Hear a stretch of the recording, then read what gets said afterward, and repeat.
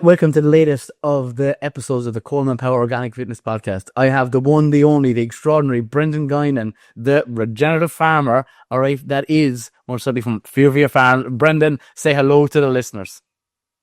Good evening, Mr. Powers. How are you today? I am very good. And I'm just going to straight away go in and talk about what we were just chatting about before we press record. Brendan is outside currently right now. He has a phone resting up against a tree. And he said if more people could... He grew this tree, he says, specifically for this podcast. Yeah. That's what he said before we pressed record, and I had to bring that back up. But yeah, Brendan, it's great to have you on the show. I tell you, you're on my to-do list, and more so my podcast host list, guest for a long time, and great to have you here on the show. Yeah, well, thanks for asking me now, Coleman. Yeah, because we know each other that well at this stage. I almost forget to kind of have these moments together, and it's necessary. It really is, because we'd have great chats bouncing off one another, and we're all forgotten then afterwards, you know. Yeah, and I'm bringing you on here specifically to talk about and announce, right? This is the announcement. This podcast has become the big one. This is the big one, right? You've been waiting for this one a long time, okay? We are announcing, all right, the second of the tours of Ireland. Cycling last year, the longest Malin to Mizzen was the first one, and now we are going from Belfast all the way down to the wonderful, probably the best county in Ireland, I would say. Do you know what I mean? I'll be biased. Waterford is where we're finishing, all right? And that's from the likes of the 8th of September to the 13th of September, all right? That's when we're locking in those lyrics. All right, Brendan, isn't that right? Almost there. It's Giant's Causeway. Giant's Causeway to Waterford. So it's the top of Northern Ireland, the famous Giant's Causeway, all the way down to Coleman's hometown in Waterford. And we're going to call into Regenerative Farms. We're going to highlight the great work that they're doing. We're going to party our way down the country. We're going to learn from what mistakes we made last year as we were cycling down. And we're going to build an even better experience this year, which is, it's going to be powerful. So we have to kind of work with what we've got. We got such a powerful response from the farms and the public, and also on social media last year. That is, and it, like, even just the name Coleman Power, it's stronger because of what we did last year. It really is, and that's really what we're at, you know. Yeah, we're getting out to the public, and there was people last year saying, oh my God, why couldn't you do it on the East Coast? And by God, we are now couldn't be any closer to the East Coast, travelling all the way down. And people are going to be crying and upset. There's roughly about 10 spaces, and me and Brendan are already after taking up 2. And I already know that one person's after booking in. So that means it's roughly about 7. So if anyone wants to be a part of the likes of the individuals who cycle any part of it, you can cycle for one part of the I'm going to say journey, which is one day, or you can cycle for the whole week. But there's only a maximum of 10 or so that were actually allocated for the whole tour, just for, I suppose, accommodation that will all be provided, as well as the foods. Brendan, talk a little bit about the foods there last year. Oh my God! And see, this is one of the core values of cycle. Number one, to show the absolute spectacular food that farmers are producing. But number two, to show that when you eat that food, it will power you down the country without any need for any vitamins or minerals or shakes or energy drinks, nothing like that. And that really is a major message that we have to get across the line. And I actually put up weight last year after cycling 1,240 kilometers. Not weight, muscle. I gained muscle mass in that week, which is lifted me almost. I was a couple of pounds heavier at the end of it. You're looking great, Brendan. You're looking great. By God, lads, he's taken now. He's gone. Even though I've tried to tempt, most certainly him, and because of the journeys that we've had over the last year and a half or so. Yourself and Brendan have shared many a meal, but also beds, and there may be social media evidence of that online. If you haven't seen it, I highly recommend. Remember that up in Golf in where is it? Up in Donegal. Oh, in Donegal. Yeah. No, but that's the second part of this. The food is number one. Number two is having fun, having the crack, building relationships with one another, and building new relationships. Like, we have to build that network. Like, there's so much negativity out there. You have to turn around and try and give some sort of hope to people. And if we can do that through kind of putting our own vulnerabilities out there, in that all the risk is on us to make a mistake or not to make it, and or risk people turn around saying, that Coleman Power lad, he's all talk, but he never actually got down the country, or he pulled his muscle and he's whatever. Do you know what I mean? So we are actually putting our name on the line to make sure what we do, what we say is what we do. But we're doing it with a smile on our face. We're trying to bring other farmers with us and build the farmers' profiles too. And the third thing then is to make sure that the food that's produced on each one of those farms is highlighted to the highest level, because it is medicine. It's not just food, it's fuel for the body. Yeah, so true. And the idea is, like, even to further emphasize that fact, we'll only be eating the foods that literally are produced in Ireland. Like similar to last year, and a really good friend of ours, Kevin from the Merry Mill, fueled us literally from morning, noon and night with the likes of milk got from Fíorbhia Farm, one of the first stops that we called into was literally part of literally getting us those carbohydrates as well as the proteins and the healthy fats, exactly what the body runs off. And we absolutely flew it down. And by the end of it, we actually nearly wanted to go another day. We got depressed that they ran out of road, which is kind of odd. And it definitely wasn't what I was expecting. I didn't want it to end last year. Yeah, and we didn't. For now, we opened up that opportunity again for this, and I will have to have a chat about this. It might end up being more certainly an annual thing, just calling into these different farms, because there's an abundance of farms out there, and that's what we're trying to do: get people to literally come to the farm, taste the food, and enjoy the celebration of it. And you often mention that, Brendan, food is a massive celebration. Yes. So the cyclist is one area. Like, it's going to be very limited this year. It's going to be very exclusive. We're covering everything from accommodation to the food for each day. If you really want to get involved, we're going to announce the list of farms very soon and book as soon as possible, because again, tickets are limited for each farm. They're not built for large events, so we're going to have a limited number of farmers. We're going to have catering, cooking the food. So it's going to be a learning point from last year. Just makes it a little bit easier on the farmer rather than putting the pressure on them to cook everything. So yeah, the food will be provided. And the third thing you can do, if you have a business or you have some, you really want to support what we're doing, reach out and sponsor a day, a farm, a bicycle, whatever you want to do. Any way you think you can help, we're willing to listen.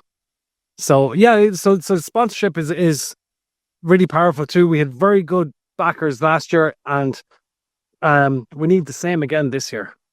Yeah, I'm really looking forward to it, because there's stories that don't even make it. And even though there was a fair bit of recording by Dan Dunn, our TV and camera crew, as well as myself, but like, it's just enjoyment of you being on the bike or at the event in itself, bringing everybody from all corners. And you don't have to be from Belfast to go to the ones up in Belfast. You don't have to be from Waterford to go to that one, and or all the other counties that we're calling in between. It's literally the one that you want to see, that farm, or want to go with, or have relatives or friends that you don't do what would love to see how they produce, whether it's a fruit or a vegetable, or the likes of pork or any other meat or eggs. That's literally the thing that I can't stress enough. Literally go to the place that you most certainly would like to. And one thing I didn't see that happened last year was we actually had people who just followed us from farm to farm, who didn't cycle, but actually came to 3 or 4 different events with their family because they enjoyed the craic so much. There's loads of people that literally will travel and have travelled the length of the country because they literally believe in this. And I suppose that's it. Now, Brendan, I want you, for people that don't know, I never even properly went into this, people that don't know you, and if they don't, they've been living underneath a rock. Tell us a little bit about, I'm going to say, your farm, what you're producing, and how you're doing it.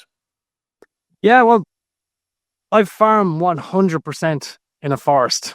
That's why I'm out here at the moment now, literally under trees.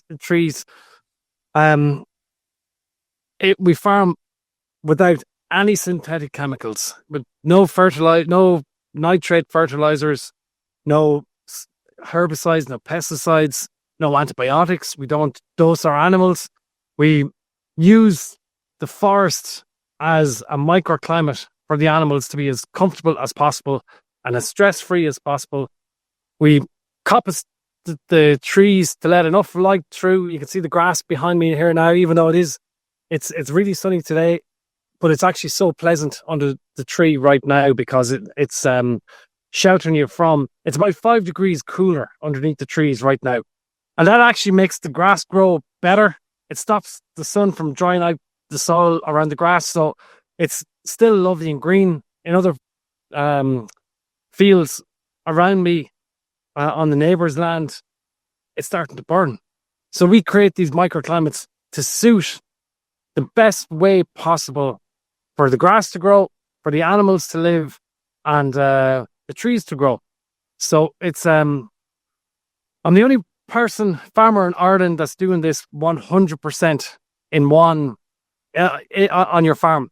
But I'm also training and mentoring other farmers who to encourage them to try out maybe a corner of their farm that has maybe a little bit of forestry, or to use the animals to tidy up the land and kind of break down the overgrowth using animals and building up the organic matter in the soil using animals and improving the health of the trees, of the animals, and actually bringing land back into food production that has been sterilized for years because it had trees growing on it. So it's called agroforestry. And in Ireland, agroforestry wasn't even recognised until the last couple of years. And it used to be illegal to have animals in the forest. And I still have people kind of confused looking at my animals in my forest, wondering, like, how can you do it? So I encourage people. I have open days on the farm all the time. I encourage people to come in to see what we do, explain on the ground. The picture paints 1,000 words. And when they come and spend the day with me, they actually go away saying, "Oh my God, I didn't realize that was even possible." Yeah. So what our farm is a demonstration farm for biological farming, where you're trying to promote as much life as possible. You're still producing nutrient dense food. We produce eggs, pigs, beef, honey, firewood. What else is there? Oh, turkeys and chicken and lots of different things. I have a question for you, Brendan. Right, so the viewers and the listeners of this podcast want to even know a little bit more, right? So do you know when they say like pork has nitrates? Why are people feeding nitrates, or what is nitrates to the general public? Because that's who's actually listening to this. Your customers would like to purchase pork or used to have it, and they've been told it's bad for them because of these nitrates. What are they, and why it's given to? What's different from the slices of ham that are in the shop as opposed to your pork? Very good question. All industrial pork is raised from piglet to plate in 4 months. And it's all raised inside in thermostatically controlled warehouses, basically. I'm not saying it's a bad thing, but it's not the natural way.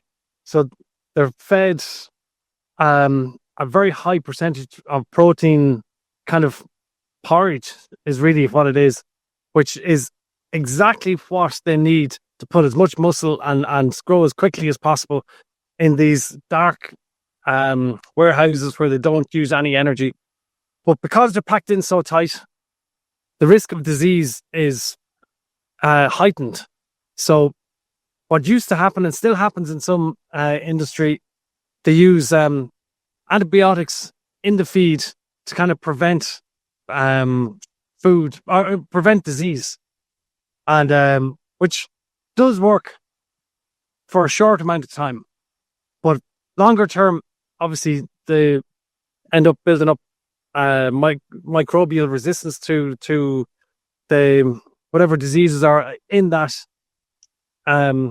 system. That's why when the animals are then processed, they pump all the meat with nitrates to kill any kind. It's like a sledgehammer cracking a nut. It's to guarantee that none of them nasty microbes that could have lived in the warehouse gets into the meat and actually contaminates your food. And what's the harm in nitrates? What's so bad about nitrates, Brendan? Tell us what that is.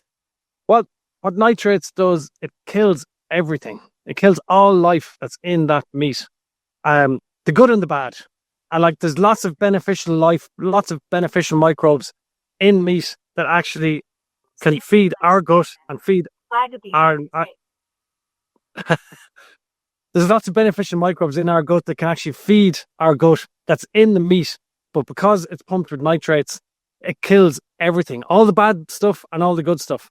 When you eat the nitrate meat then as well, you're actually killing some of your beneficial microbes in your own gut as well. Like it stays active right the way through. And that's its job. Its job is to kill any bacteria that could harm you, but it also kills the good stuff. Yeah. So how it changes with my farm is our pigs are about a year old before we process them. They've had to grow much slower, no stress. They're outside all year round. They have shelter from the trees, and we have moving mobile arcs as well to keep them dry when it rains. But because they're out all year round, they're rooting way more, they're using a lot more energy to stay warm. That means it takes them about a year to grow from piglet to plate. The difference then is that meat is 100% clean. There's no disease in it because the pigs are out in the fresh air all the time and they have lots of room to roam around. They're not forced to lie together all the time, that if one has a disease, it spreads to another. But another reason why I'm not worried about disease in our animals is we mix different enterprises through our farm, and each enterprise is end host to each other's pathogens. So like we have hens, we have beef, and we have pigs that all roam around the same areas of land at different stages of the year. And each one actually cleans out any disease that might have been building up from the previous one.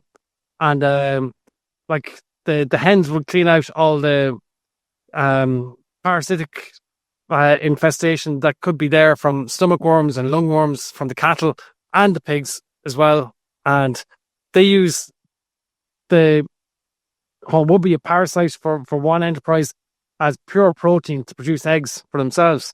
So we try to mimic nature, that we're using as much of how nature has evolved over the last 10,000 years to grow and produce nutrient-dense food with as little human interaction as possible, really. Yeah. Brendan, you are an absolutely fascinating man. I've said this before today. If you weren't married, I'd try and marry you myself. You just put things so simply, and that's such a great answer to a question that so many people ask about the nitrates and ham and different things, because it was such and is such a tradition in heritage in Ireland to eat pork, whether it's sausages, whether it's rashers, right, or putting anything else in between, and is our Irish breakfast. Isn't that what they call it? The Irish breakfast, yeah. Has rashers, has sausages.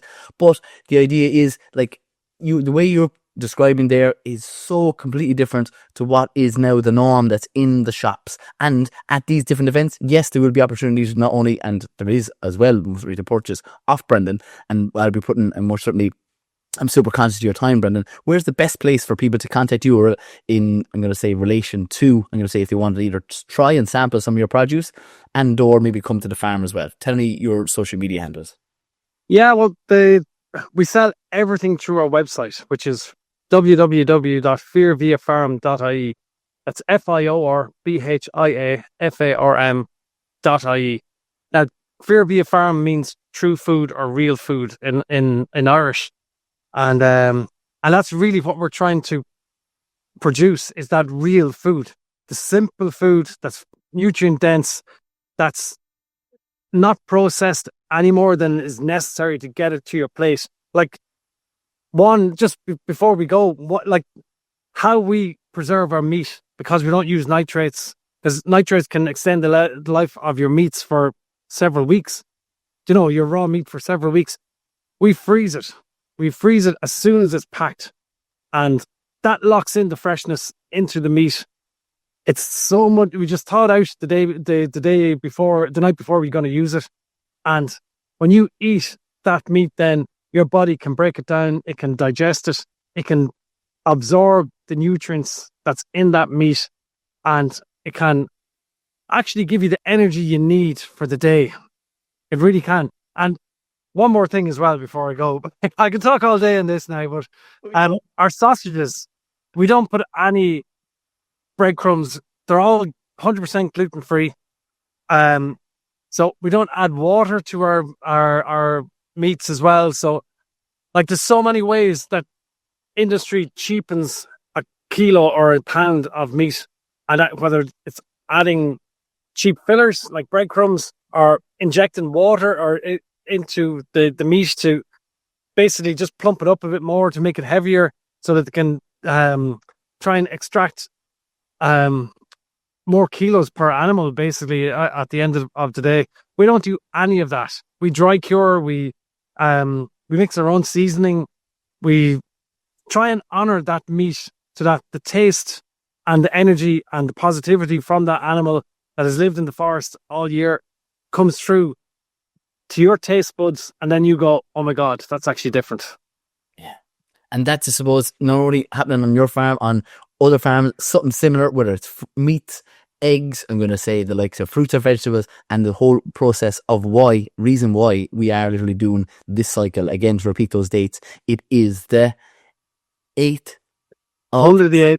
Monday the 8th September to Saturday the 13th, finishing in Waterford, starting in Giants Causeway. And again, if anyone wants to be a participant or wants to be someone who wants to visit the farms that we're going to all along the East Coast, we'll certainly get in contact with myself or Brendan or the page Grounded, which again will be all here in the show notes. But you send me or Brendan a private message in the DM, we'll get back to you immediately. We're now two of us, we're social media influencers. That's what we're saying. All right. Yes. Yeah, we're on Instagram and TikTok and all that as well. So there isn't a social media that we're not on between the two of us. All right. Or not, I always end these shows by saying thank you, Brendan, and saying stay tuned, stay classy, and get on that good stuff.